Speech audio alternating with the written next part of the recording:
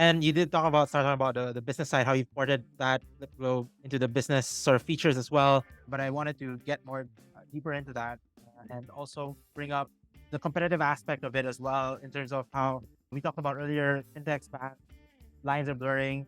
You have a lot more rebundling, right, of fintechs, with more complete product stacks. I think the same is happening for business finance. How is Flip viewing this evolution of business finance? Where does it stand in terms of given how you only, I think this year really started to really look at it and try to put more effort into building this out. So on the business side, right, what we used to offer early was more of a disbursement product, right? As a fintech, you are a regulated entity, so you are bound by regulation to the services that you offer, right? So we could only offer our disbursement offerings because we were a PJP3 company. So the point is the market there is very big. When you talk about business, right, the market there is very big. How you approach B2B is also very different from how you approach B2C. Right. The pricing models are very different. The sales cycle are very long in terms of the band that you have, right? Is you can have a pricing which is there on your website, and then there's a pricing which is there, let's say, for a customer. It depends on what sort of value that account can get you over a long term. And at times you also might take a hit on your margin just to think from a long term perspective.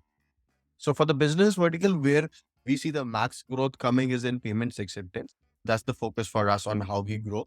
The market is big. It's about how do you offer experience to them. And it's not always in terms of the product features you have. If you work with B2B, a lot of time it's about the service that you're getting, after sales services. And we have spoken to a lot of clients who are, let's say, already partnered with one or other company. And their biggest gripe will always be when we have issues, there is no one responding to us, right? No one is talking to us. We need to wait 1 2 days. And that can be a factor to switch as well. So for B2B, that's why the approach is different. We, being a very consumer focused company, we always give a lot of emphasis on customer services. People are getting like direct response from our teams. Our product team will jump in into any if there are any issues. So that we see will act as a differentiator for us. And we think that besides the product superiority that we'll have through a better customer service, we want to create that differentiation for us. Obviously, the pricing angle comes into that, but that's how we are looking at. Yeah, I think it's interesting how you've been able to port over one of these quote unquote best practices from growing this B2C business into the B2B side as well. And I did want to ask as well how experimentation or iteration differs between B2B and B2C segments. Like anything that you've been able to port over from the B2C product experimentations that you're using now with the B2B side as well, or completely different. Yeah, so I think even the whole disbursement piece was like we were able to port, right? So in terms of how we structured it, the same integrations, same host to host. So how we function is there's a core team which is responsible for all these core pieces. And then out of that, we have service teams. So let's say it goes into B2C and they are servicing a different user segment. The same thing can be, ported to B as well. You obviously need to do a bit of orchestration, build some small features on top of it, but the core engine remains the same. So our general strategy is to do that all, build once, use multiple times. So even for disbursement, we did that. For international transfers, we did that. We did a reverse one for payment acceptance. Where, we put payment acceptance on B2B first, and then we use that on our consumer side through what we build a product called Receive Money. So we keep on doing that actually, using product components and reusing it. For example, the subscription product that we have, it uses a component of our own payment acceptance, right? So we didn't build it from scratch. Right. So that's generally a product strategy, right? We keep on iterating on that. How do you work with the engineering teams in terms of, especially this past year where you've had to focus more on the B2B side as well, and then there's also a shift in terms of the experience and all of that. Sure. So I think first thing is that the way we have structured, right? We build independent teams, right? So we each team or each charter that was built, right, was very clear in terms of what their scope is, what is their long-term roadmap, what are they going to focus on.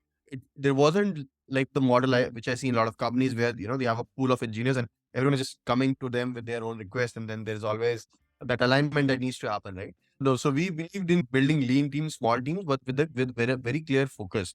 So each of our teams have their own problem statement defined, right? So when it comes to working with engineering, it's one team. The PM, the engineering manager, or the tech lead of the team, right? They're sitting together to solve that common problem. It's not that, hey, this is a product problem, this is an engineering problem. It's a team's problem, right? Because that's how you operate. Sometimes the best of the ideas comes from the engineering team. Because they are the ones who are most close to understanding how the code base works, right? How things work. Right. So that's how we in general operate, right? Like we have multiple smaller teams. Each team has their own goals. Each team have their own deliverables, their own roadmap. And together this team comes up with the plan on how we'll be achieving the whatever the OKR or goals for the team are. So that ways we have in general never found a kind of a misalignment while working with engineering, because the idea is that it's a team's job. It's not one person's job. It's not a product manager's job, or it's not an engineering manager's job. Yeah, you did mention about how some ideas for improving product came from the engineering team. Do you mind sharing an example, maybe even from a few years back? Or In terms of recently, and then we're thinking of how do we change our subscription, right? What sort of models do we use there? So one of the examples actually came from the engineer team. Okay, this is the algorithm which you should use, or this type of subscription we should use because we are seeing more conversions over there. So these kind of things keep on happening. So in fact, we have regular cadences where everyone is involved. So the way we work is not that there will be a business call or something, right? So there will be call for an objective. There will be people from business, from product, from engineering, and we put updates on that. Everyone is free to comment, give suggestions, give ideas. So it's a very bottom up approach that we use to build products. how have you approached managing costs of experimentation as well? Because I understand, like you try to experiment, iterate to de-risk sort of products as they go out to market, but even that process itself has its own costs, right? So how have you managed the costs of that whole process? I think a lot of people say that experiment everything that you can, right? But we don't believe that. So a lot of times, because as you correctly said, there's a cost to experimentation. The cost could be in terms of development you need to do. The Yeah. cost could be in terms of time. The cost could be in terms of the delay in that decision, right? We are very selective in terms of what we want to experiment, right? Because in the end, the goal of an experiment is to validate a hypothesis, right? So we always look at, are there alternate data available to validate that hypothesis? For example, something similar has been done by another company, or there's a market study available which say that, okay, doing XYZ helps, right? Then no point doing the same thing if we have a similar construct, right? Right. So that's why we are selective on the experiments that we are doing. There are times where we say that, because a lot of times people use experiments as a tiebreaker. We don't believe in that, right? When one person has a view A, other person has a view B, and they'll say, okay, let's do an AB to figure out which is right. But we don't believe that's the right approach, because sometimes you need to take a decision irrespective of whatever the experiment says, because experiments can be inconclusive. And there have been cases where experiments tell you one thing, but when you actually full scale it, you get another thing, right? So if there are such key business decisions to be taken, we don't simply rely on experimentations. We rely on experimentation only where we know this experiment's results will add value to the decision that we have to take. So I think a lot of themes have emerged from our conversation today. Really, I think a huge theme was being not just top down, but bottom up as well. Being open to the inputs, especially of employees from different teams, I think was a huge theme. Also being very strategic and selective about how to approach pricing strategies and all of that, and really not taking a cookie cutter approach, as you mentioned, and really being nuanced in terms of approaching different products. And I introduced this episode as really a conversation on product around product market fit. And that term has been around for many decades already, redefined by different people over time. How would you define product market fit in this current state that we're in, and maybe even for the Indonesian context? One part that I want to add is, like, a lot of time when people talk about product market fit, they forget about the monetization part of it as well. And in my view, product market fit without a clear monetization plan is meaningless in the long term, because you can definitely get a product market fit. I know a lot of companies have got the product market fit, but they are not making any revenue. And if you're not a non-profit, then there's no point to it, right? So monetization is definitely an additional dimension to product market. It always was. I think it's just that in the last few years, people forgot about that. Right. That hey, you can find a product market fit, but you need to be able to figure out how to make money in the end. Because working on borrowed capital is very different thing versus working on the revenues that you generate. If you don't factor in a revenue model, your pricing plan, or how you're going to monetize, then your PMS is going to have issues, because you will find it very hard to be financially sustainable, have a longer term viability of your business. And also your product will find it hard to scale, because when you need to scale, you need more money. So that's, I think, in the current context, how I look at PMF. And for the product managers listening in, for the CEOs listening in, what advice would you have in terms of making that shift? Like, what's maybe the first three things that they should do as an organization?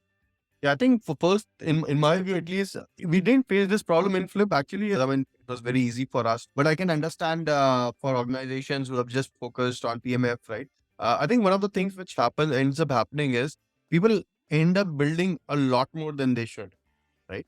So when you have built a lot more than you should, and these are all different services line, right?